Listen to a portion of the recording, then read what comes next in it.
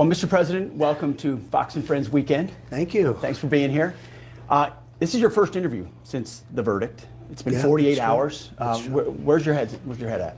Well, look, I'm fighting for the Constitution. I'm fighting for the same thing that you three. I watch you all the time, and same thing that you do. You fight for freedom. You fight for your country. These people are sick. They're sick. They're deranged. I talk about the enemy on the outside and the enemy from within. So you have Russia, you have China. But if you have a smart president, you always handle him quite easily, actually. We have a lot of advantages. But the enemy from within, they are doing damage to this country. They want open borders. They want high interest rates. They now want to quadruple your taxes. Quadruple. All my life I watched politics, and it was always like politicians want to lower taxes, not quadruple them. There's a whole sickness going on right now. So we're doing really well. It's very interesting. Jury came in. It was a tough venue. We tried to get out of the venue. We tried to get out of the judge. But we tried to get out of both, wouldn't even think about it. So we had probably maybe the worst area in the whole country for me, in terms of vote. I'm sure if I sat down and explained it to that section of the world, we could probably make progress. But one of the worst sections. And they always bring them to these sections, D.C., there, places where Republicans, not just me, Republicans get like virtually no votes. But the good news is that I think we've set a record beyond all records for fundraising. That's like a poll. And another one just came out just before I got in that we're 6 points higher than we were before. So I don't know if that holds up. I mean, I'm just not sure. But people get it. It's a scam. And the Republican Party is really, they've stuck. They stick together on this. They see it's weaponization of the Justice Department, of the FBI. And, that's all coming out of Washington. You may think it's brag. Take a look at who opened the case. I'm not allowed to talk about it because I have a gag order. I'm probably, I guess, the first presidential nominee and the leading crooked Joe by a lot that's not allowed to talk. Maybe they're doing me a big favor. Who knows? But I'm not allowed to talk. I'm gagged. Nobody's ever heard of it. Guys would say to me, that aren't as well versed, but they know about freedom and the Constitution. They say they can't gag you. It's all coming out. It's weaponization, and it's a very dangerous thing. We've never had that in this country. They do have it in other countries, in South American countries. You know a little bit about it, right? Well, that actually leads me to my question. I think for a lot of Americans, what's happened to you feels foreign. Like this has never happened here before. Yeah. But for Hispanic Americans, people coming from Latin America, this feels very familiar. Yeah. And in those countries, people are imprisoned. Instead of going to the ballot box and fighting there, they're on house arrest. They're told they can't run for office. What is your message? And by the way, I think a lot of Hispanic Americans, I hear from them, they're scared about what they see. What's your message to them about what happened to you and about how scared they are that our country is turning into the countries that they left behind, the corrupt, dysfunctional countries they left behind? And they are scared, and they're great people, very entrepreneurial, great energy. And as you know, I'm doing very well with them. I mean, beyond anybody, I don't think anybody's ever had polling. Do you think this is why a little bit? I think a little bit. I think even before people understood what was going on, I was doing well with the, you call them Hispanics. There's about 15 different names. I know. Latin Americans, South Americans. They say Latin Americans, South Americans, Hispanics, a lot of different words. But we all know what we're talking about. And they've always liked me, and I've always liked them. I've done well from the beginning. In 2016, I won the entire border along Texas, and they're all like 85%. And it's been great from the beginning, and now I'm leading. I think I'm leading over this guy that can't put two sentences together, that's destroying our country. Look, he's the worst president in the history of this country, and he's a danger to the country. And they have misinformation. Donald Trump is a threat to democracy. It's just words. He doesn't even know what it means. But it's like their slogan, I'm a threat to democracy. I'm the opposite. They're the threat to democracy. And now I hear they're starting to go over the lines with Russia, and Russia's getting a little bit nasty. Like, maybe we'll start using nuclear weapons. These people are really not a threat to democracy, a threat to the country, just to this country surviving, beyond democracy, beyond anything. So now they tell Ukraine it's okay to start going and popping off Russia. How did we get in this mess? If I were president, there would have been no Ukraine not one Ukrainian would have been killed. Not one city would be knocked down. I mean, the place is a disaster right now. Most of the cities are knocked down. I guess they're saving Kiev for, they probably want to use it a little bit. So they're waiting. But not one, they're just lobbing missiles in. Not much they can do about it. But now they want to get aggressive and they want to fight back. And, it's okay. But boy, that's a big statement. And the N-word is being mentioned. Right. And the N-word is the nuclear word. And, we're probably in real numbers, 250 billion. And Europe's in for about 70. And I say, why isn't Europe, why aren't the European nations, which would be NATO, which I kept together, which I was able to keep together by getting them to pay. They weren't paying. We were paying for the whole thing practically. There were only 8 nations that were paid up, including us. And I got hundreds of billions of dollars from them. I said, look, if you don't pay, we're going to leave. We're not going to defend you if you don't pay. And they paid. That's where they have the money now because of what I did. Because Obama didn't do anything. He'd go and make a speech. Bush didn't do anything. Nobody did anything. And I looked at the statement. I'm good at statements. I looked at a statement and I said, nobody's paying. We're paying. We were paying for, I'll bet you 90%, could even be more than that. And then they take advantage of us on trade very badly, almost as badly as China. Nobody would believe that. But the European nations take tremendous, they don't buy our cars, they don't buy our farm products, they don't buy anything. And then we're supposed to defend them. So I said, no, you gotta pay up. You gotta pay up. Like, you're supposed to. One of the leaders said to me, does that mean that if we're attacked by Russia, that means you're not going to pay us? You're not going to defend us? I said, are you telling me you're delinquent? That's a real estate term. Are you delinquent, like delinquent on your rent? Are you delinquent? Yes, if we don't pay. I said, no, we're not going to protect you. The next day, billions of dollars started pouring in. It was sort of amazing. If you said the other, why would they do it? And that's what they've done for years. But now they're talking about a different level of war. Now they're talking about getting aggressive. But they have to be careful because they're being beaten pretty badly, They're being beaten pretty badly. And what a mess. To think it would have never happened, Israel would have never happened, Ukraine would have never happened, and Israel would have never been attacked. And you wouldn't have had inflation. And you would have had a great military. You would have had a lot of things right now that you don't have. And you wouldn't have an electric car mandate, which is one of the great jokes of all time. And I think everybody should have an electric car if they want one, but they should be able to buy other forms of propulsion. Yes. Mr. President, I want to return to the verdict, and I want to explore something you've said several times already in the conversation. You've referenced these people. I'm sure you've seen the video of Joe Biden when he was asked about the verdict, and he gave sort of a smirk to the camera. Terrible.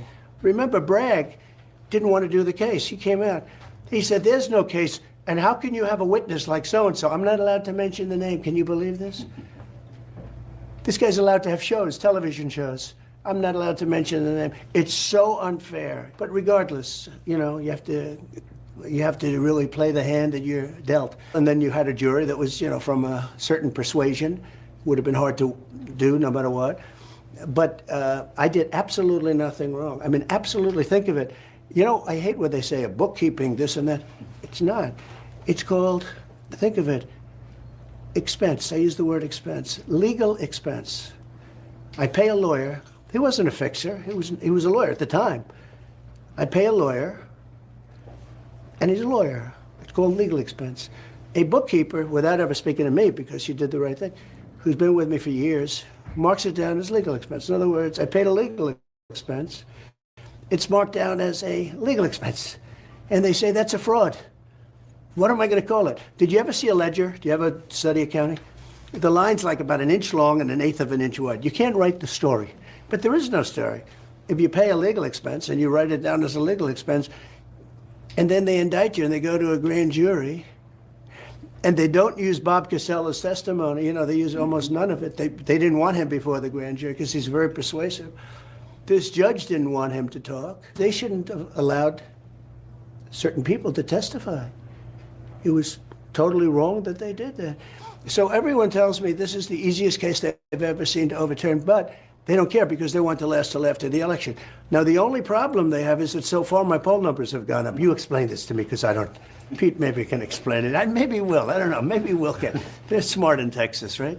But the poll numbers have gone up substantially. I don't know if that's going to remain that way. They're tired of it. Weaponization. They call it lawfare. you changed your tone at some point during the trial. I would say maybe a bit more hopeful in the beginning, and then towards the end you said something to the effect of even Mother Teresa couldn't be acquitted in this venue. Was there a moment in the trial that you felt like it turned, or you saw that it was headed in a certain direction? Well, when you object to something, your lawyers object, good lawyers, professional lawyers, good records, nice people. You know, I've had a lot of lawyers that weren't nice, and sometimes you're better off that way. These are really fine people. They'd object. Not accepted, not accepted, not accepted. When the government, meaning the DA, Bragg, when he said something, all right, good, that's fine, go ahead, more. But the main thing is this, that this was turned down by the Southern District. This is over years. This could have been brought 7 years ago. You know, they tried to rush it because they wanted it before the election. But this could have been brought 7 years ago, but they didn't have any intention. A case like this has never been brought before. And there's never been a case where a state has gone after a federal election. In other words, that's for a federal. That's for like the Southern District to go. Southern District turned it down. We got clearance from the FEC, Federal Election Commission, clearance. They're suing, saying we violated a thing, but they gave us clearance. But the charge was written, I mean, it was like a weird charge. You'd have a little of this, a little of that, do a little of this, throw a little, mix it up. Given all of that, you know, we're watching this trial. Everyone's watching it on TV. Yeah. You're living it. You're in the middle of it. And regardless of all of that, still, when that verdict is being read, what's going through your head? Well, it was weird because we go in and the judge, it looked like it was a hung jury for a while. And it's sort of the most you could hope for because in the area, it's almost impossible. I mean, I've seen it. I've seen people that, no matter how the three of you, we're all sort of similar in terms of would like to see strong borders and low taxes and strong military and lots of good things, right? You know, all common sense. I call it the party of common sense. And we're people of common sense. Who wants to have an open border where millions of people are coming into our country, right? Millions and millions. And not just from South America. They're coming in from Africa, from the Middle East, from Europe, from all over the world they're coming in. And they're coming in from jails, and they're coming in from mental institutions, insane asylums. The worst, some of the sickest people, mentally ill people, are being dropped into our country. We're going to be paying for this for a long time. Now, I'm going to do the big deportation, the biggest ever. Eisenhower did the biggest. This will be bigger. But it's a very tough thing. What they've done to our country is unthinkable, that they could do this. And so many other things. I mean, like, you go into New York, the kids can't have Little League games anymore. It sounds so trivial, right? Why? Because the migrants are living in the fields. They have all tents, unless you want to play around the tents. It's a little bit tough. It's a little bit tough to play. But no, I mean, but when you think of, like, common sense, who really thinks that men should be playing in women's sports, right? It's you know, something I mention all the time, gets one of the biggest applause, but who, you know, where does the mind come from? Right. A man playing, look at the weightlifting records. I mean, these weightlifting guys that never lifted anything before, they're breaking the records by numbers that are like unthinkable against women that are the top women, they're the strongest, they're getting blown away.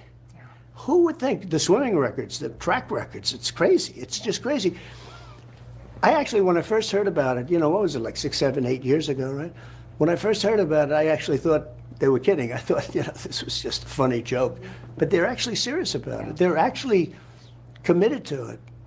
And who would want that? Who would want open borders? Who would want this stuff? Who would not want to have taxes be low and expenses be reasonable and good schools and all of the things? I mean, who would want to have our Army tanks? We make the greatest Army tanks in the world. I saved that factory in Ohio. I saved it. Lima. I saved it in Ohio. They were going to close it. I saved it as actually the president-elect. I heard about, a friend of mine called up. He said, they're going to close down our Army tank factory, and we're not going to be able to make Army tanks. I said, that doesn't sound good. When I visited it, it was unbelievable. The people there were unbelievable. They want to make them now in electric. Right. But they don't go far, and they have to pull a wagon, because the wagon, you know, the battery is so big. Mm-hmm. That the Army tanks will have a wagon like a child. It's pulling a wagon. It's a heavy wagon, too, very heavy. The whole thing is crazy. These people are crazy. Mr. President, you've been through a lot. Yeah. In your presidency, what they've done to you, you've got the verdict that just came through. A lot of Democrats have expressed concern that if you're elected, you're going to want revenge. And some of your supporters have said, well, mutually, we're just talking about the weaponization of the justice system against political opponents. Some of your supporters have said, well, the only way to stop this is mutually assured destruction, right? If you do it to us, we're going to do it to you. You've said, no, my revenge is going to be success for America. You've just had this verdict. Yeah. Do you still feel the same? What's your thoughts on that? It's a really tough question in one way, because these are bad people. These people are sick, and they do things that are so destructive. I mean, look what they did from the day I got there. And I don't know, a lot of people said we have no choice but to elect Trump. Republicans, because he's the only one that can withstand this. Don't forget, if it weren't me, they'd be going after somebody else. And I know a lot of the competition, they wouldn't do so well. They wouldn't be doing so well right now. They'd be saying, Mommy, take me home. I want to go home. This is brutal. But these are sick people. And for instance, the 51 intelligence agents, who thinks of these? And they think about it, just like they say, I'm guilty of, and all this information was from so many years before the election. It's before the election. So it wasn't like, oh, gee, I wanted to elect. The election just started coming out during the trial. They said, oh, I have an idea. Remember John Lovett's The Liar? Yeah. I went to Harvard. I went. They do that during the trial. Yeah, that's right. It affected the election. In fact, this stuff never even came. I never even heard about affecting the election. They're talking about the election of 2016. They're going back. Somebody brought it up today. It was very interesting on your network. Somebody brought it up and they said, the funny thing is that they're deniers, because they're now saying that Trump changed the election. But that's a great point, because you're talking about the intel agencies. Obviously, remember what Chuck Schumer said? He said, if you tick off the intel agencies, they'll find a way to get you 6 ways a day. If you're elected, are you going to reform the intel community? What exactly are you going to do to make sure they don't target Americans like this? Well, first of all, if you remember, when I took over, we had a guy named Comey. He was there. I didn't put him there. I didn't want him there. I thought he was terrible, actually. And he tried to get me, and I reversed it on him. Some people said he cost Hillary the election, and he didn't want to. But he was a bad guy, not a capable guy, an evil guy. They were doing things that, I won't mention here because it's so conspiratorial. I don't want to be conspiratorial. It's too nice a show. But bad guy. I fired him. Then I fired Strzok and Page and this one and that. Well, I got rid of that whole group of people, and we were doing great. We were real, and in other places too. Pete knows better than anybody. The Veterans Administration, at the end of my term, we had a 92% approval rating. It was at 40 when we took it over. Pete used to call up, just as somebody that we knew each other a little bit through this stuff. And he'd complain about things. He'd also complain about soldiers being treated unfairly. A soldier is trained to be a soldier. And some of these guys are tough. And if we didn't have them, we wouldn't have a country, Frank. And then they get into a fight, and it's nasty, and they win. And then they want to lock them up for 30 years. And we took care of a lot of people, a lot. And it was just unfair. They trained them to be killers. And then they do their job against some very bad people. I'm not saying good people. I'm saying they beat some very bad people. If you didn't have guys like the ones that we know, they wouldn't last very long. And then they want to lock them up for 30 years. It's sort of, they train them to do their job, they do their job, and then they say, let's lock them up. Look, it's a very interesting question, and I say it and it sounds beautiful, right? My revenge will be success, and I mean that. But it's awfully hard when you see what they've done. These people are so evil. And at the same time, the country can come together. I'm saying this, but the country can come together. During my term, prior to COVID, we had the most successful country we've ever had. Everybody's job, Hispanic, Black, Asian, women, men without a diploma, men with MIT, Wharton, and Harvard diplomas, all of them put together. Everybody was making more money, doing better than they've ever done before. And radical left people, I would call them radical left, were coming up to me and say, could we meet? It was coming together. And then we had COVID, our gift from China. Came out of Wuhan, like I said, right? I remember I told you that a long time ago. I never changed. It was the Wuhan lab. They made a mistake. And by the way, it was incompetence. I walked out to have lunch with his girlfriend, and the scene was set. It was a disaster. Okay, what happened? But we did a great job. Never got credit for that. Always got credit for a good economy, for taking out Soleimani, taking out al-Baghdadi. I defeated ISIS. ISIS was going to take 5 years at least, and they don't think, Mattis said, sir, it'll take at least 5 years. I got it done in like 3 months. I defeated ISIS. Our military is so great. The real generals, the guys that know how to fight. One of the things that I hated to see, and I think one of the lowest points in the history of our country was Afghanistan, the way that happened. And I dealt with Abdul, the leader of the Taliban, and I had conversations with him on the phone, and frankly, the media went crazy. Why is he speaking to, it's like I always say, Jesse James, why do you rob the banks? That's where the money is. That's where the killing was. That's where the snipers were, with Abdul. And I had some nice conversations. We didn't lose one person in 18 months. And then they took over, and they were killing us like Abdul was a very happy man when I was out. And then they had that disaster, the leaving of Afghanistan, the way they left. We were going to leave, but we were going to keep Bagram, which is one of the biggest air bases in the world, cost us billions and billions of dollars to build many years ago. But we were going to leave because of China, because it's 1 hour away from it, where China makes its, forget about Afghanistan, it's exactly right next to China. It's exactly 1 hour away from where they make their nuclear weapons. Isn't that a great thing? We're going to keep it. Going to leave 4,000 people and keep it strong, right? They gave it up. They gave up everything. And they moved the military out first. You move the military out last. I always say, I give a child of 5 years old, I say, okay, now those are the facts.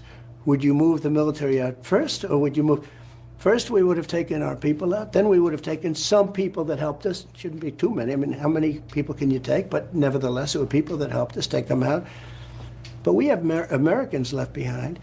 We have 13 dead soldiers, incredible. The parents, largely, they came here shortly after that, and I'm going to have them back, too. They said, well, we won't see President Trump. He'll come maybe for a couple of minutes. I stayed with them for 4 hours. We listened to music up in the deck. It's beautiful. It was just nice. They're great people. They're devastated. That would have never happened.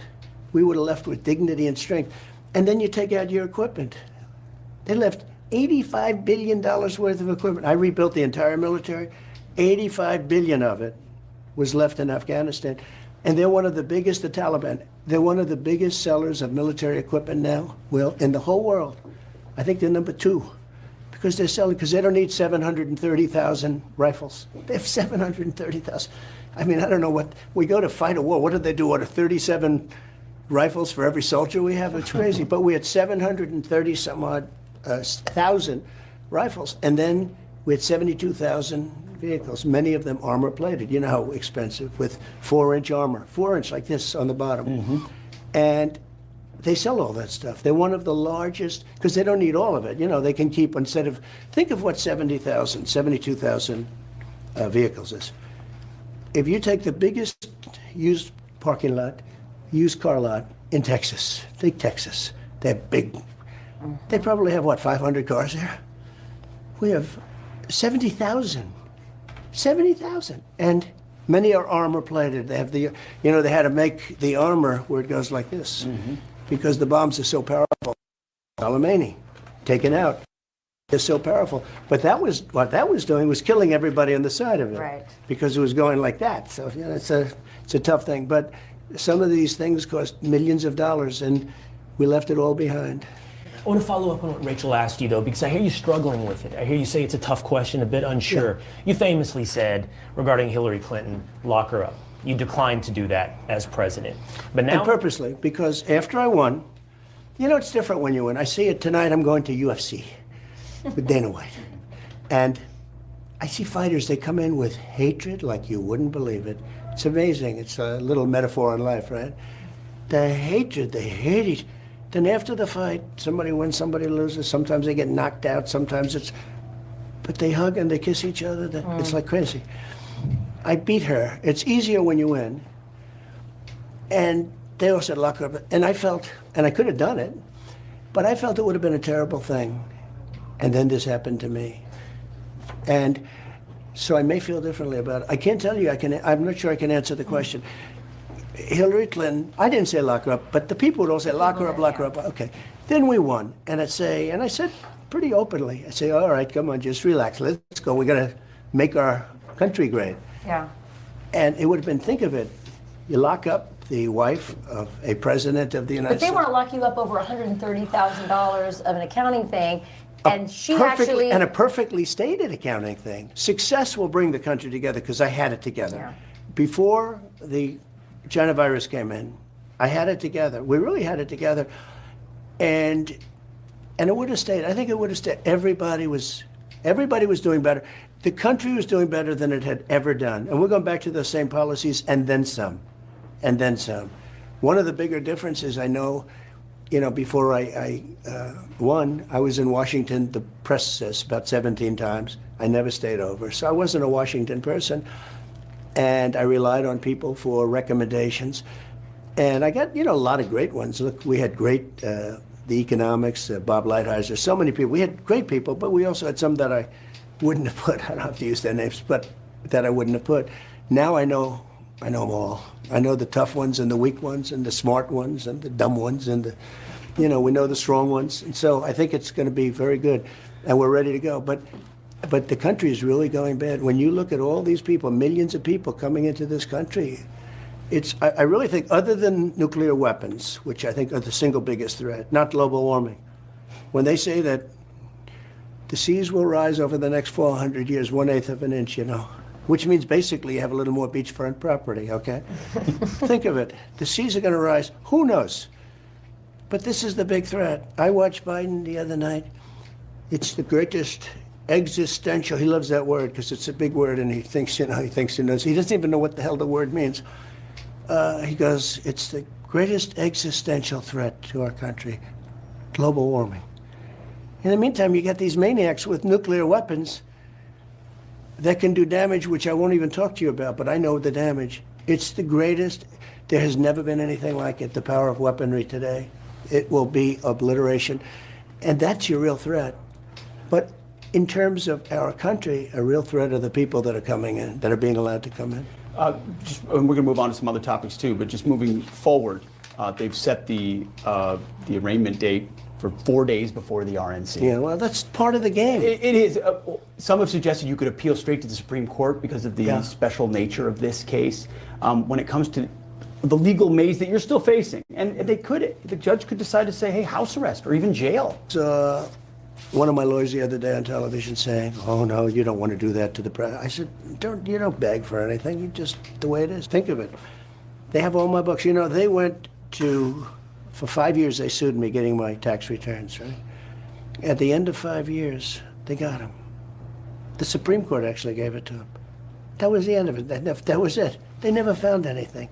They hired the best accounting firms. I had a pure gold firm. They call it a gold-rated firm. I don't know what it's supposed to be. Who knows? But with all that stuff, for years you heard about my tax. And no one looked into the Clinton Foundation. And they never found it. They never went all the way with the Clinton Foundation. They never went all the way with the Clinton Foundation, which is sort of interesting, isn't it? But so that could happen. I don't know that the public would stand it. I'm not sure the public would stand for it. With a, You're saying if they tried house arrest or I think it would be tough for the public to take.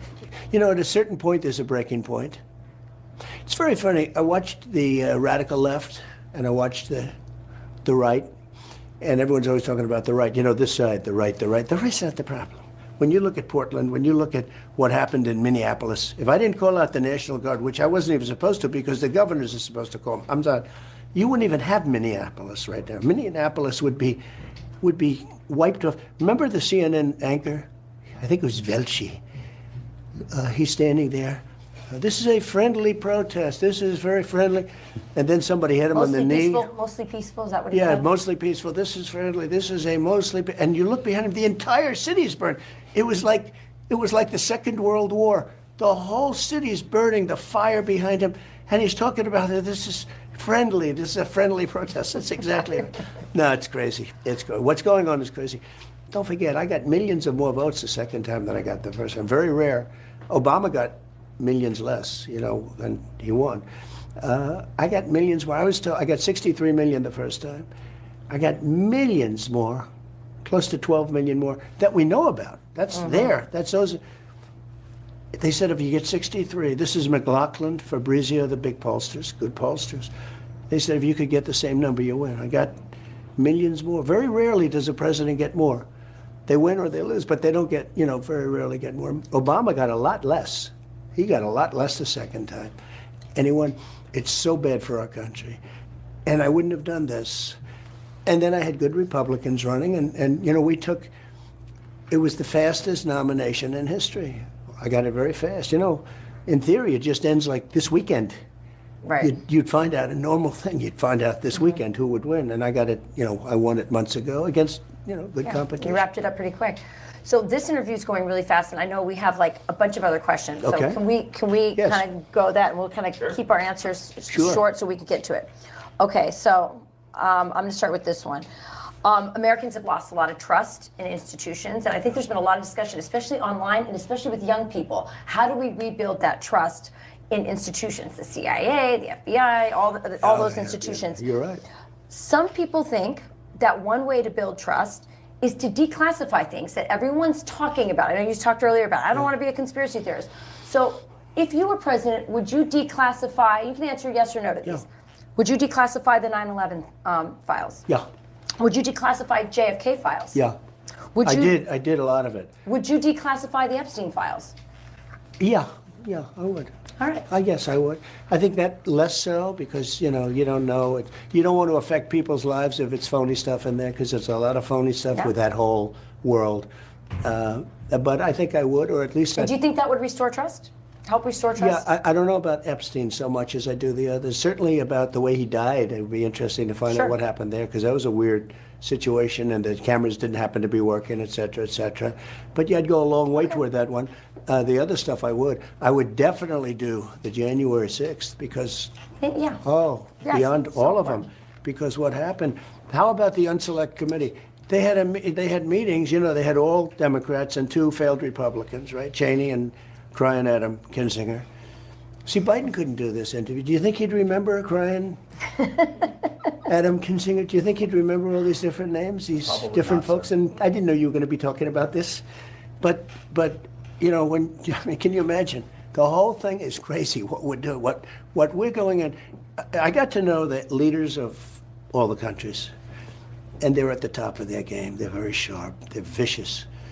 That's why they're doing so well. Honduras, all of them. I know every one of them. And they're very streetwise people.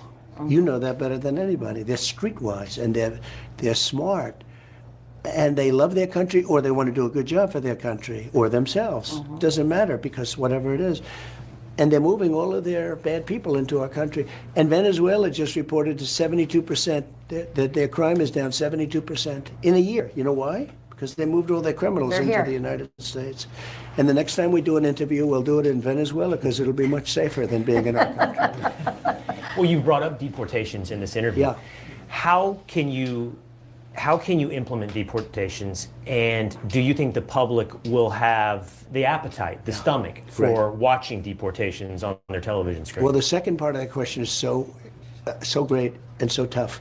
Because, the radical left is going to start saying, look, so you'll get rid of 10 really bad ones. And one, beautiful mother who they think is guilty of something, and maybe she is, maybe. And it'll become a story, or a family that's a good family and came in wrong, and, they're going to show it. Then it's going to always be tough. It's not going to be easy. And we have to use a lot of good judgment. But the way you get rid of them is the local police. The local police know these people by their first name, their middle name, and their last name. The local police are great. They're just not allowed to do their job. They're afraid of losing their pension. They're afraid of losing their wife or husband. They're going to lose their house. They're losing everything. And one of the things I'm doing is giving local police immunity from prosecution. They get prosecuted. When they do their job, they get, like your soldiers. When they do their job, when they watch department stores being raided by 500 people, well, guys are walking out with television sets, and they're told to stand back, okay? They're told to stand back, do not do anything. And they go into these stores, these big stores that have, opened 2 years ago, and they spent $25 million to build a store. And the stores are empty down to the shelves. They even take the shelves out. They take everything. And How do the you cops give are that- standing there. They don't want to be standing there. They want to do their job. You know who's great? The Border Patrol. The Border Patrol, I know them so well. They endorsed me. They always endorse me. They said when Trump comes back, it'll all be better. And Biden, by the way, he doesn't need any legislation. He could say the word, close the border. That's what I did. I said, close the border. And it was so bad that it took a little while. I fixed the border originally. That's how I got elected in a way. But now the border is, and I fixed it, and I couldn't even use it in 2020. In 2016, it was a big factor of my win. I fixed it very quickly, and then in 2020, it was so good. I said, let me talk about the border. My people over here, all these geniuses said, please, sir, don't talk about the border. It's fixed. I said, let's talk about it. But nobody wanted to hear about it. Right. But now the border is 100 times worse than it was in 2016. Yes. And you mentioned those, Will asked about deportations, and you mentioned local authorities having more power. What do you do in sanctuary locales? Because so much of that is, they can't even talk to ICE, let alone work with ICE. If you're going to deport 5, 7, 10 million illegals, it's going to require You a know, lot of the that. people and even the politicians don't want sanctuary cities. They really don't. I've spoken to many people in California, and they're fed up. They're fed up. They can't take it anymore. They don't want it. Even liberal Democrats, they don't want it anymore. You have to end sanctuary cities. I mean, they're guarding criminals. They're guarding people that are killing people and can't get to them. And guys like Gavin Newsom he's a disaster. He's running it so badly. It's so badly run. And you know, I watched him on Sean Hannity's show with that debate, and he'll talk like everything's wonderful. It's great. Go California. It's not. It's doing terribly. Right. It's doing terribly. But somebody has to call him out. They have to call him out. But the job of sanctuary cities is it's just so horrible for our country. I have another question on the border. Yeah. So in just this fiscal year 2024, there's been 74,000 unaccompanied children that have come across the border. In 2023, get this number, 137,275. You know, you've seen the images of these Right. children, 5, 7 years old, 9 years old, Yeah. 12 years old. And the Joe Biden administration has lost 80,000 of them. No one can track, no one knows where they're at. At least, yeah, much more. At least, there's probably more, but at least. Will the Trump administration commit to finding these children, to finding them and returning them to their families, to their countries? Because many of them have been lost into sex trafficking. Many of them are dead. You know that. It's heartbreaking. No, it's heartbreaking. It's amazing. Will you commit to that? Will you commit to finding I those would do children that, sure. in their I haven't been asked that question, but the answer is yes. It's a simple answer. Many of them are dead. They have done such a bad job. They have done such a bad job. And you know, they go under the guise that they're doing this wonderful job of letting people come in. You know, it's also really bad. The caravans, I think I came up with that name a long time, but where you form 25, 30, 40,000 people coming up, the level of abuse and just anger and craziness toward women. I mean, the caravans, you know, the mothers put their daughters in those caravans, knowing in many cases the daughter's not coming back, knowing for almost certainty that the daughter's going to be raped. Yes. Do you know? Yeah. They give them large, like bottles of birth control pills, the mothers, because they know they're going to be raped on the way up all the time. It's unconscionable. No, the whole thing is incredible. And Biden thinks he's doing a favor by allowing. And the only reason they have the caravans is because I ended it all. People weren't getting in. We had the lowest number ever, the final week the lowest number that we've ever had, recorded number of illegal immigration. I had it down. Caravans anymore. You had them when I came in. You didn't have them anymore. It was really good. All he had to do is go to the beach and let my people do the job. Just let them stay and remain in Mexico. I had a policy remain. Do you think that was easy to get? Will, getting remain in Mexico from the president, who's a great guy. He's actually a great guy, but he likes Mexico. He doesn't like us, okay? Tijuana was a mess. Tijuana had to be the fastest growing city. They had hundreds of thousands they couldn't come into our country until we approved them, and we didn't approve too many of them. You know, very seldom did we approve anybody. But they gave up all that stuff that I had. Catch and release, I called it catch and release in Mexico. We catch and release in this country. We'd catch a killer, know that he's a killer, and release him in our country. I mean, who would do this? Who would allow this? So we ran a great thing. If he went to the beach, because somebody convinced him that he looks good in a bathing suit, you know? And at 81 or 82, typically you don't look too great.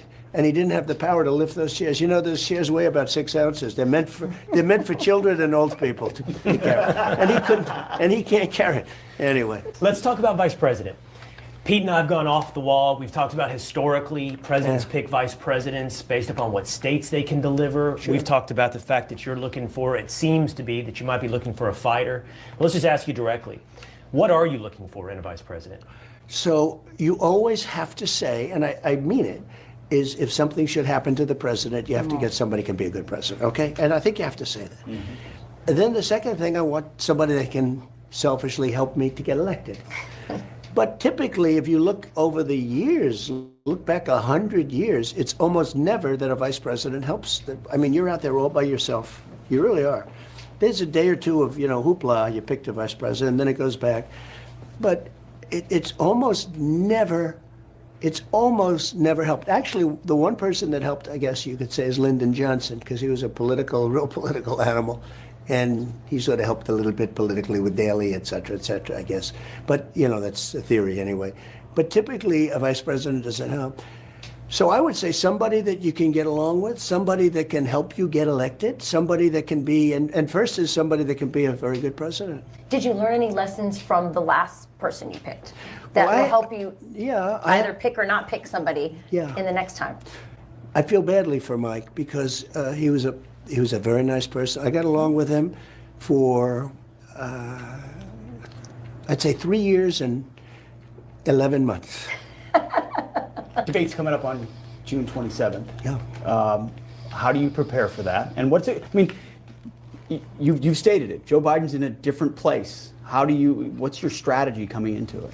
So debates are interesting because I had never debated before, and then I debated a lot on the first, you know, in 2016, I had like 14 debates or something.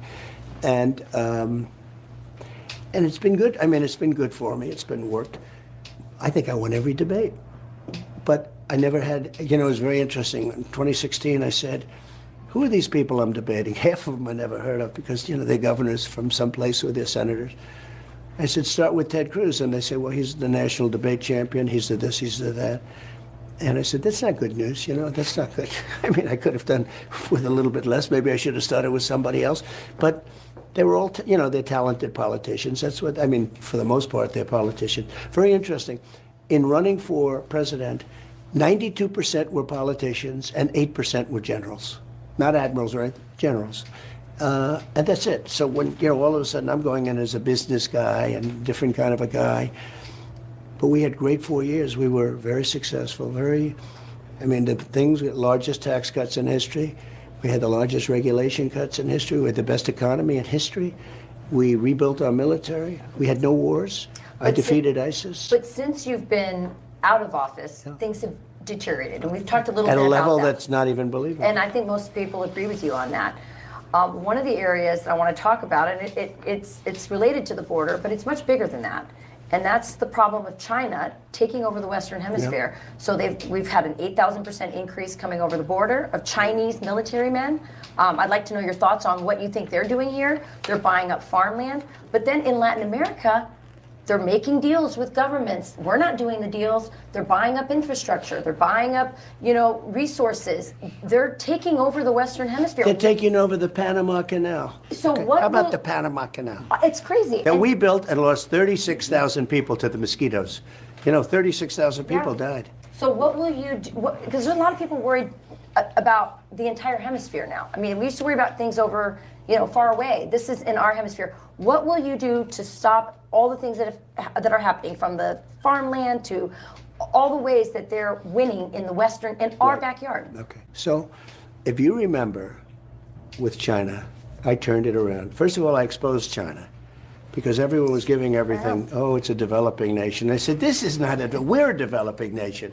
They're a very rich nation. They're doing very well. But I turned things. I also got along very well with President Xi, but I did something that nobody did. I charged him hundreds of billions of dollars of tariffs. We would have lost our steel industry. We would have lost I mean, they had to pay hundreds, like close to $500 billion in tariffs. And that was all turning around. And we have tremendous power with respect to China, but we don't have people that know anything about using it. I had a great relationship, but had the election been different, we wouldn't have had fentanyl coming in. I was with Xi, and we just had a very good relationship. He was at Mar-a-Lago for 3 days. It was amazing. You know, we had a good bond. Now, I don't want to act naive. Oh, I had, you know, these characters out there, they'll say, oh, look, he loves China or likes it or at least wants to run it very strongly, right? You know, it was very interesting. I said, no, he's a smart guy. Is he a smart guy? Of course he's a smart guy. He's a brilliant guy. The press said, he called Xi brilliant. Look, he runs 1.4 billion people with an iron head. No, he's not brilliant. Okay, they want me to say he's not a brilliant man. He's a very tough guy. He's a fierce person. He's a fierce person. When he sees Biden, he can't believe it. Okay, can't believe it. He says, what the hell? I think he thinks that they're playing a joke on him. But what's happening is we have tremendous power over China. China has made, right now we have the largest deficit we've ever had with China, like over $1 trillion. That means they're taking in more than $1 trillion. Think of how bad that is. Too much. You can't sustain that. But we have tremendous power over China. China built their military because of us. They built all this. They took so much money out of our country. We have great power over China. We can get along with China. I will get along with China. But they respected your president. They really did. He respected me. And they don't respect this guy at all. Nobody does. Nobody does. I mean, you take a look at what's going on in Ukraine. You take a look at what's going on with Israel. You take a look at all this stuff. It's just the whole world is out of control. So Viktor Orban, Prime Minister of Hungary, is a very tough guy. You know, he's known as a strong man. They always say, oh, we like strong men. I don't like strong men, weak men. I don't care. He's just a smart guy and tough. He didn't take illegal immigrants. He said, I want Hungarians in my country. I don't need to have my shopping centers blown up. You know, make little statements like that. But the European Union wasn't exactly thrilled with him.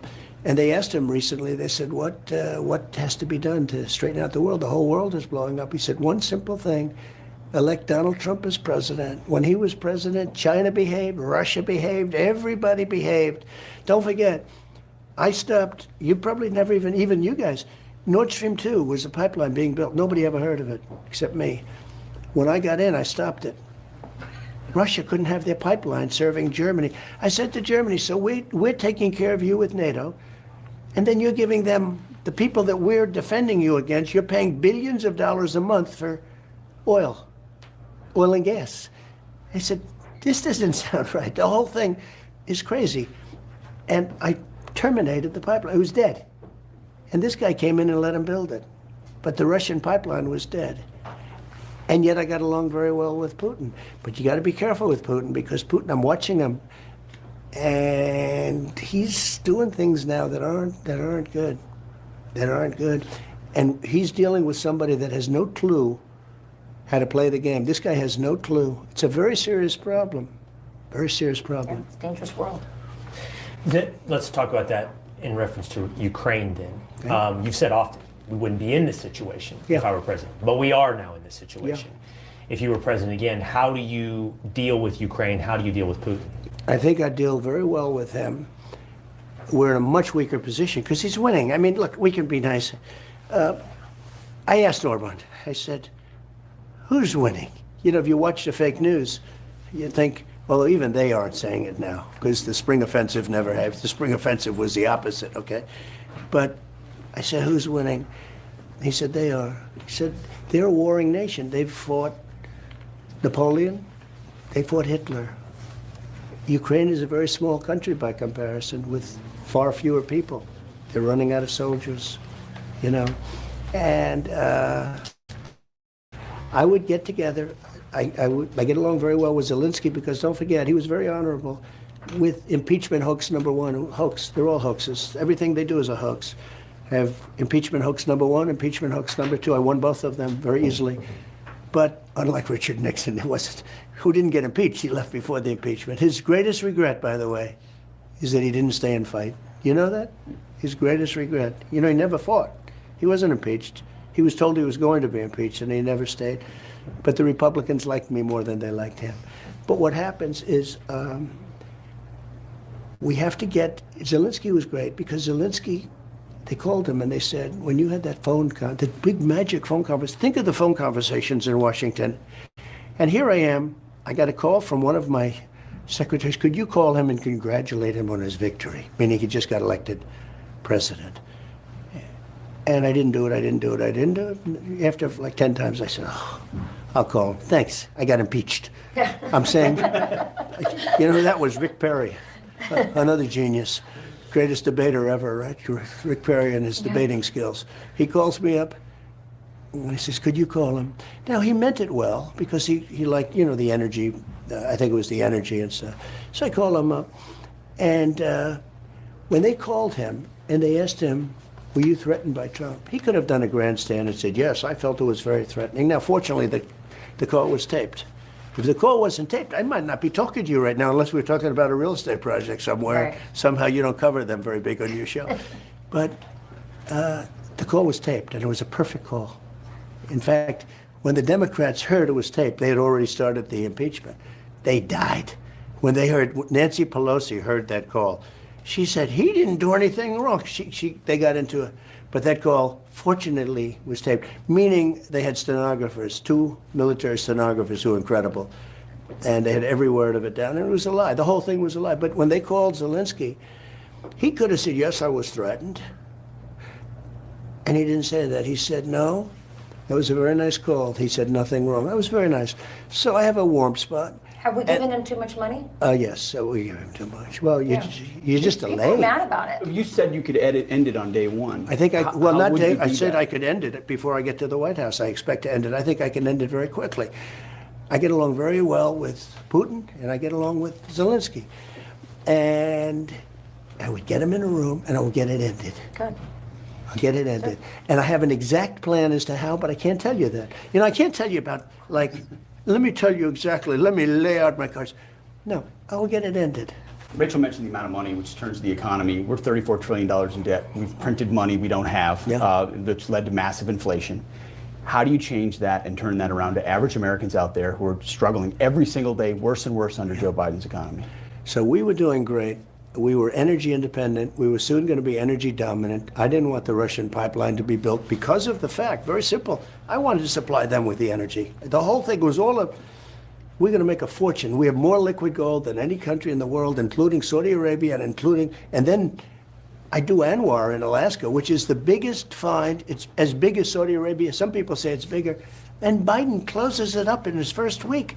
The first Department of Interior, the person in charge, closed it in her first day in office.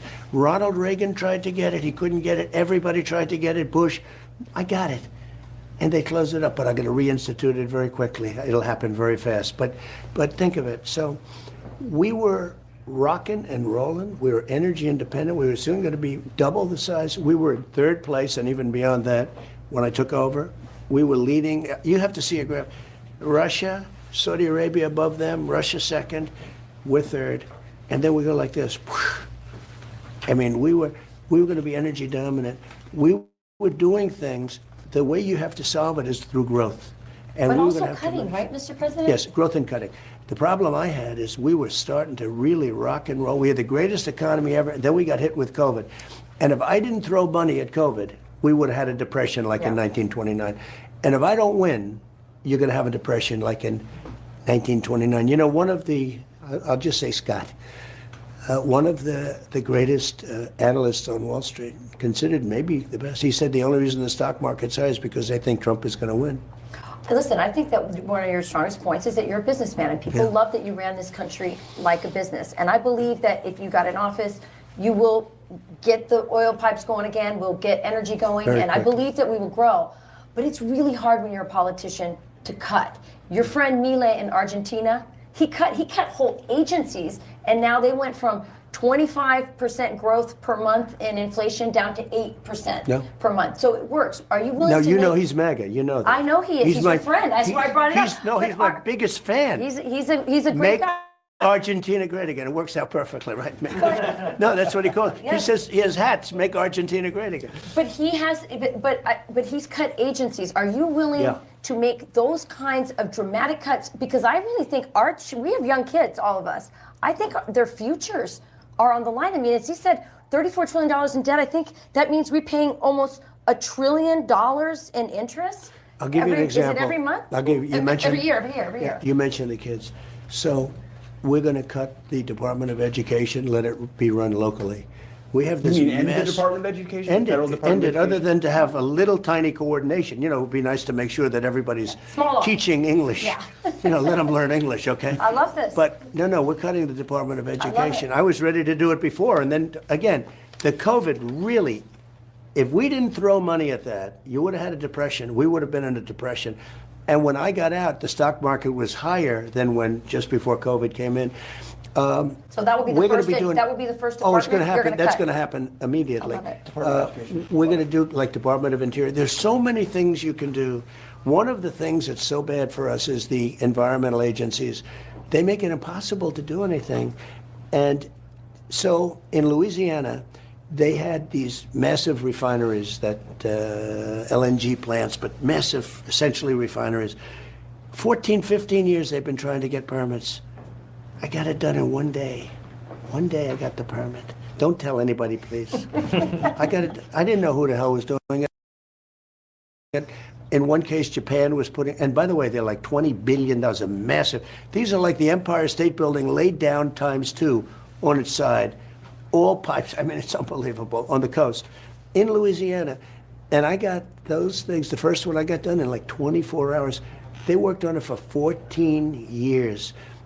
And it was terrible. I mean, what they were doing. The environmental agencies have stopped doing, they stop you from doing business in this country. And we did a great job. It's a war on Americans. We asked viewers of Fox and Friends Weekend to submit some questions to ask you. We'd love to ask you a few of these questions on their behalf. I'll start with Lisa in Florida. She says, which Democrat, dead or alive, would you sit down for dinner with to discuss ways to unify our country? So he's not a Democrat anymore, but I used to get along really well with Joe Manchin. I got along with him, and we'd meet a lot. He said, "You're doing a great job. You're a great president." And when this impeachment hoax started happening, he said, "I'll never vote against you. You're a great president." And then he voted against me. I never spoke to him again. Okay? So that was one, but that was one that I sat down. I'd sit down with anybody, frankly. I want to unify the country. Laura from Nebraska said, I'm the mother of 2 Army officers. What are you going to do to rebuild our military? And I would add to that, rip out the woke stuff that's happening. Oh, that yeah. all the Well, vets and the service members see is embedded in our Pentagon right now. You know the military better than anybody. I'd put him in charge. I really would. I often think of it. He'd do a great I job. talked to him about it a little bit. We talked We about wouldn't let go VA. of them easily. I tell you, we ended up Don't doing take good. No, the show has to do worse. If the show does worse, if I see the ratings go down, I'm going to steal them. I'll steal all of you, frankly. But no, he would be unbelievable at defense. He would be unbelievable at defense or at the VA. The VA they did a good job, though. They ended up doing a good job. You know, They're trying to undo a lot of that stuff. Oh, they were undoing it. Yes, they are. We did 2 things. Number one, I got the right to fire people. We fired 9,000 sadists and horrible people. They were beating up. These people are sick. The other thing I got where you could go out, if you couldn't get good service, you go out, and Pete was driving me crazy about this. We know each other a little bit, but we know each other only in a positive way. He would call up and say, soldiers are waiting for 3 and 4 months to see a doctor. They couldn't say it. And I got it actually approved through Congress. And now what they're doing is they're ending that. Where if it took more, think of going to the hospital or the doctor with your kids, your husband, who's great, by the way. He's great. He'd fit into this panel very well. He's right there. Where is he? Oh, look at him. Oh, I saw a guy with a pink shirt. I didn't look up. And I knew he would never wear a pink shirt, so I didn't. Wow. Good. I'm glad at the I club, said so- the right thing. Yeah. He is. He's great. He's a great champion. He climbs those trees for years. I want to ask you what Rena in Liberty, Maine asks. By the way, your sleep schedule, your diet, these are things of legend. So Yeah. she asks, President Trump, what is the very first thing you do every morning? So I don't sleep a lot. I don't say that as a badge of courage. A lot of people who don't sleep, and they maybe do. I rarely eat breakfast. It's funny, I love food, but I don't necessarily, I'm too anxious. I really enjoy life. It's crazy. I shouldn't enjoy life. I get indicted, I get impeached. Somebody said, how do you live? You know the most often question? I get 2 questions. Number 1, I get, will they do it again? You know what that means. Very ominous. I said, they're going to try because they can't help themselves. They're bad. But we hope we're going to have them blocked, okay? The other question is, how do you do it? How do you stand up and you get impeached, you get indicted, you get this, you get convicted of bullshit? And they say, how do you do it? I get that question from very big, like you see the cars out here, you see the biggest people all over, the biggest people on Wall Street, they say, how do you do it? How do you do it? They get a letter from the SEC that's a friendly civil letter, and they can't sleep for 2 weeks. They say, how do you do it? And that's one I've never been able to answer. I don't know. The reason I think I can do that is because I know how great this country can be, and it's so big. It's such an important thing that I'm doing. I enjoy doing it. I have obstacles. These obstacles, it would be so nice not to have a phony Russia hoax. Look at the Russia scam. It was just a scam. For 2 years it went on. And you want to do business with Russia, make a lot of money, you know, it's good. They forced, and now the worst thing happened. Russia has been forced into the arms of China. This is something that if you're 10 years old studying history, you learn never let Russia and China get together. Well, between Obama and Biden, they forced Russia. I had it opposite. The problem I had, though, I had the hoax. I had the hoax going on. It was harder for me. I'd say to Putin, you know, he would actually say to me, he said, we could make wonderful deals for our countries, but it's very tough. I said, it's very tough for me. Because if I made a deal, they'd say, oh, the Russia deal, the Russia hoax, you know, he loves Putin and all that stuff. So we understood it. But we got along very well. We had a very good relationship. And Ukraine and the Ukraine war has obviously brought Russia and China together closer, right? It's brought a tremendous, it's an access, it's a new access. It's also brought Iran into the picture. And it's brought a little bit North Korea back into the picture. You know, I got along great with him, Kim Jong-un, when I went to meet him. Remember the famous couple of meetings? I got along great with him. I know him quite well, and he's a very smart guy. They hate when I say that. But we had it going so good, and now all these people that are against us have become like a partnership. And a lot of bad things are happening. The Taiwan situation, you can give them a couple of more minutes, fellas. That's all right. Okay, somebody's saying to end it. We'll give him a couple of more minutes, okay? Thank you. For Sean, in honor of Sean with his when you look at what's happening now, the whole world is lining up against us. And our allies are getting very weak for us. They're no longer for us. But watch what's happening with China and Taiwan. That's a big deal. It's a big deal. May I follow up? He said, Please. talk to us about, you just love life and you care about this country. People ask you, why do you do this? How can you do this? I mean, not to mention the rally after rally, the energy. But maybe the question isn't how do you do this over and over, but how does your family do this? All the obstacles, these are things you care about, your ambitions for the country. What about everybody around you? So I think in many ways it's tougher on them than it is on me. They're good people, all of them, everyone. I have a wonderful wife who has to listen to this stuff all the time.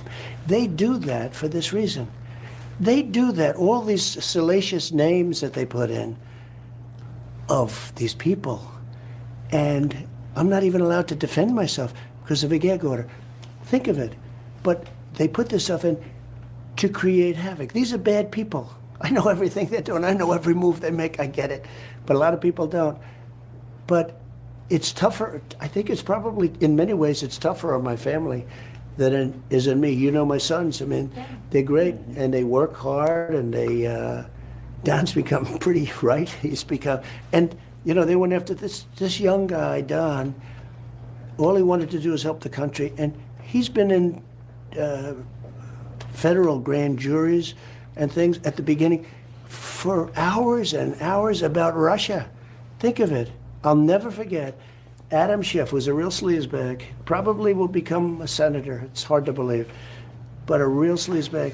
He comes out of a meeting, an intelligence meeting, and he says, now think of how bad you are. You make up with Hillary and the others. He knew it was a hoax, Russia. So he knew it was a hoax.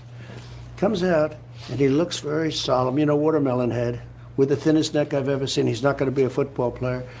His neck is holding up this massive watermelon. But he comes in, this is one of the more unattractive people. I know you're not supposed to say that, so that's okay. I'll be out of politics. But he comes out and he says, no stupid guy, and he says with, such dignity, Donald Trump Jr. will go to jail because of what he's done with Russia. There is no Russia deal. And he's saying that my son, who's a young guy, is going to go to jail. And I call my son, and I'm watching this. It's a big headline. Schiff predicts. Remember when he said he has all this info? He had nothing, because the kid didn't know anything about Russia. Right. He knew less about Russia than your husband knows, okay? Unless they had any trees in Russia that you climbed. So Donald Trump Jr. will go to jail because of what he's done with Russia. And he knows it's a hoax. He's talking about a young man going to jail about something that he knows is a hoax. How bad do you have to be? Right. And I call him up. I say, Don, are you okay? Yeah, I don't know what they're saying. He didn't even know. He didn't have any idea what was going on. It's a shame. And he became tougher. I mean, you almost, two things happen. You either become tougher, or you go into a corner and you put your thumb in your mouth and you say, Mommy, take me home. Right? Well, and he chose not to do that. Well, I'm glad that that's the case. And by the way, as having come from a political family and my husband having run for office, what's happened to your family in particular, it just breaks my heart. How's Melania doing with that? She's fine, but I think it's very hard for her. I mean, she's fine. But it's, she has to read all this crap. It's stuff that shouldn't even be put in the trial. The judge should have never allowed it to be in the trial. Yeah. And she has to read all this stuff? What about Barron? People started to focus on Barron recently. He's amazing, actually, in a certain way. He's tall, good-looking guy. He's a very good student. And he's applied to colleges and gets into everywhere he goes. He's very sought after from the standpoint he's a very smart guy. He's a very tall guy. But he's a great kid. He's cool. He's pretty cool, I'll tell you. It's very interesting. The colleges, 6 months ago, you look at a college and you sort of want a certain college, and then you see all of these colleges are rioting. Yeah. And maybe you want to go to a different kind of a college, because there's plenty of colleges that we also like that are different, and they don't riot. This is Sharon from Alabama. And I think her question actually ties into what we were just talking about. How do you do this? And I know that you've said before that you've been sustained by the prayers of lots of Americans. I've seen pictures of people praying over you. It's incredible, actually. Her question is, she says, you've been faced with so much adversity and persecution for years. What's your relationship with God like, and how do you pray? That's Sharon from Alabama. Okay, so I think it's good. I do very well with the evangelicals. I love the evangelicals. And I have more people saying they pray for me. I can't even believe it. And they are so committed, and they're so believing. They say, sir, you're going to be okay. I pray for you every night. I mean, everybody, almost, I can't say everybody, but almost everybody that sees me, they say it. It's such a beautiful thing. You know what's a beautiful thing, too? When you look at all of this bad stuff going on, they have nothing to look up to. They have no God. They have no anything. They kill people. They beat people. They push people into subways. There's just nothing there. Religion is such a great thing. It keeps you, there's something to be good about. You want to be good. It's so important. And I don't know if it's explained right. I don't know if I'm explaining it right now.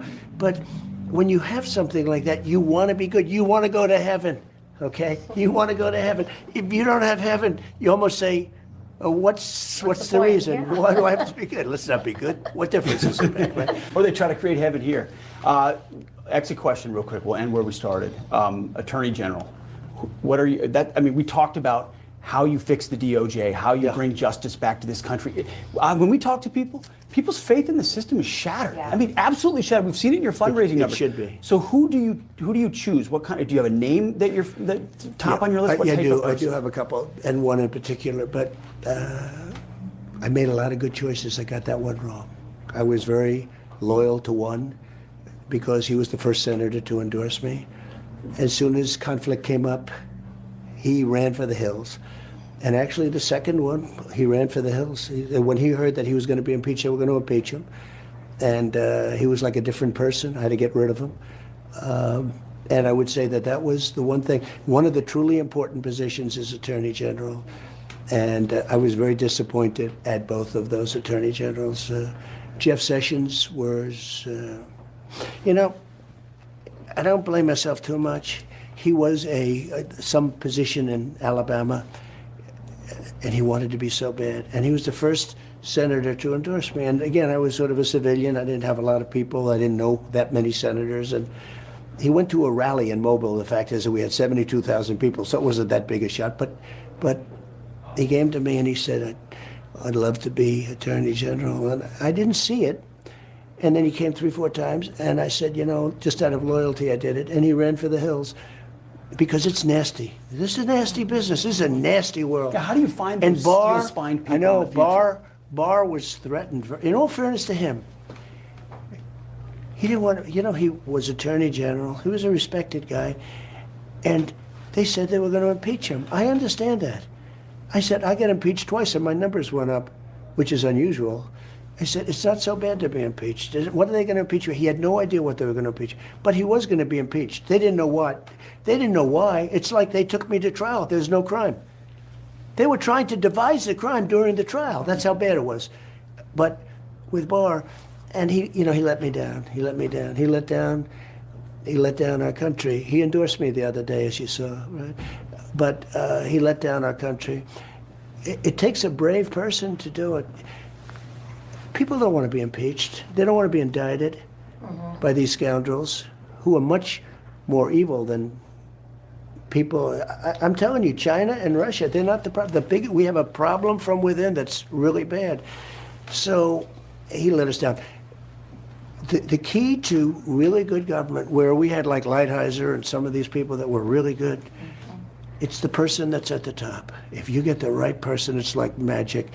It's like in real estate, you know, you put a good super in a building, the building runs well. You put a bad one in, it doesn't. It's the same thing at a little bit slightly larger scale. But we had great people. You know, I rebuilt the military. We did things that were amazing. One of the things that the people that watch your show should know, we defeated ISIS quickly. I was told it would take 5 years. I did it in a matter of weeks, right? Fast. And they did it fantastically. And I got to know the real fighting generals. There's not woke in the military. There's woke at the top. They want there to be woke. But these guys aren't meant for woke. I really don't. I really think, you know, they're like you. They're like this guy. He's doing a great job, by the way. I don't know him. I agree. I don't know him like you, but the whole combination, it works. Your instincts are Are you going to fire those generals? The woke generals at the top? Because Pete's been talking about it. Yes, I would get rid of him, yeah.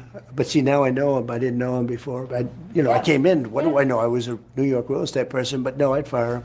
I would fire them. You can't have woke military. You said it's so great, you know, you need people that want to win. They want to win wars.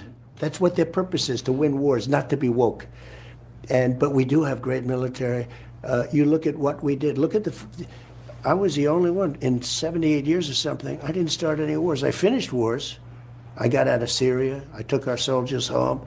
I would have moved a lot of them out of Germany. You know, I was going to move them out of Germany. Not all of them, but I would have moved. We have 45,000. So that's like, you know what we do by doing that? We're giving Germany this massive shot in the arm, and then they don't treat us well in trade. But we have a great military, and there's nothing woke about it other than those top guys. I used to watch Milley sit there in Congress and talk about, you know, he's trying to understand this and that mind. I won't get into it, but certain minds, I say, is this guy crazy? But it's one of those things. I've gotten to know a lot of the generals because of the things we did. And we had some unbelievable wins, as you know. We had some wins with terrorists, the two biggest terrorists in the world ever, I took out. You know, so we have some great things planned. It's very important, the people that run the agencies, if you get the good ones, and I think I have great ones slated, but if you get the good ones, it's like magic. And we had mostly good ones. You think more about the bad ones. We had some bad ones too. Well, Mr. President, you've had an eventful week. We I would say appreciate that's you. true. We appreciate you doing your first interview with us here We're at grateful. Fox and Friends Weekend after New York. Thank you so much. Thank you very much. I think your show is great. Your chemistry is amazing on television, and congratulations. I don't know what they're paying you, but I think it should be more. Great. Take that one to the bank, Here Mr. we President. are. Thank you very much. Thank you, for your Pete. time. Thank you. Thank you. Thank you very much. Thank you, Will. There you go. an hour and 18 minutes with former President Donald Trump in the first exclusive interview he's given after his conviction in New York City. If you think it's so deserved,